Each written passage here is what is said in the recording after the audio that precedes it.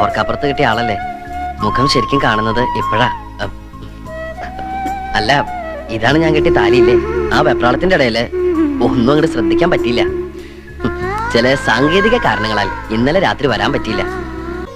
ഇന്നലെ ഞാൻ ഒരുപോലെ കണ്ണടച്ചിട്ടില്ല. ഓരോന്ന് ആലോചിച്ച് ആലും ചോട്ടി കിടന്ന് ഉറങ്ങിപ്പോയി. അച്ഛനെ എനിക്കങ്ങനെ മാലു വിചാരിക്കണ പോലെ പേടിയൊന്നുമില്ല.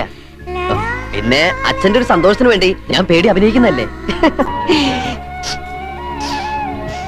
എന്തത് ഭയങ്കര ബേടിയുടെ മണം? ഞാൻ വലിക്കില്ല കേട്ടോ, അച്ഛൻ ഭയങ്കര ബേടി വലിയ. സ്റ്റാൻഡേർഡ് ഉള്ള എന്തെങ്കിലും വലിക്കാൻ പറഞ്ഞ അച്ഛൻ കേൾക്കണ്ടേ? കൂടുതൽ വലിപ്പിക്കലടാ മോനെ.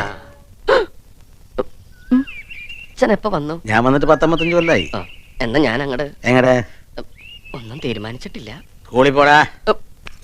അമ്മേ, എന്തിനാ ഇങ്ങോട്ട് വന്നേ? അത് പറ്റിപ്പോയി.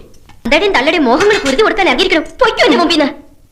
അമ്മേ, ഞാനിനി സ്കൂളിൽ പോണം. വേണ്ട, മണവാട്ടിയും കെട്ടിപ്പിടിച്ച് മണവാളം മണിയറ തന്നെ ഇരുന്നു. ഭക്ഷണമൊക്കെ അവിടെ കൊണ്ട് എത്തിക്കാം. അതല്ല അമ്മേ, ഇനി ക്ലാസ് കഴിയാൻ 3-4 മാസം കൂടിയല്ലേ ഉള്ളൂ. പ്രൈവറ്റ് ആയിട്ട് പരീക്ഷ എഴുതിയ പോരെ? ദേ, മോനിന് പഠിക്കാൻ പോണ്ടാന്ന്. അയ്യോ, ഞാൻ പൊക്കോളാം. ഈ ഡ്രസ് ഇട്ട് ഞാൻ ആ കുട്ടിയുടെ മുമ്പിൽ കൂടി എങ്ങനെ പോകും എന്റെ ഈശ്വരാ? ആടയാഭരണങ്ങളൊക്കെ അണിഞ്ഞു കഴിഞ്ഞല്ലേ? ഇറങ്ങി വരിക ഇങ്ങടെ. ദാ വരണു അച്ഛാ. മാനം പോയി. കൈ എവിടാ? ഉണ്ട്. എടുത്തേട്ടെ. പുസ്തകം എടുത്തിട്ടുണ്ടോ?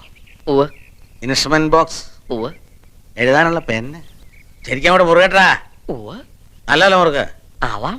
പണം കിട്ടുമായിട്ട് എവറസ്റ്റ് കീഴടക്കാൻ പോകല്ലേ?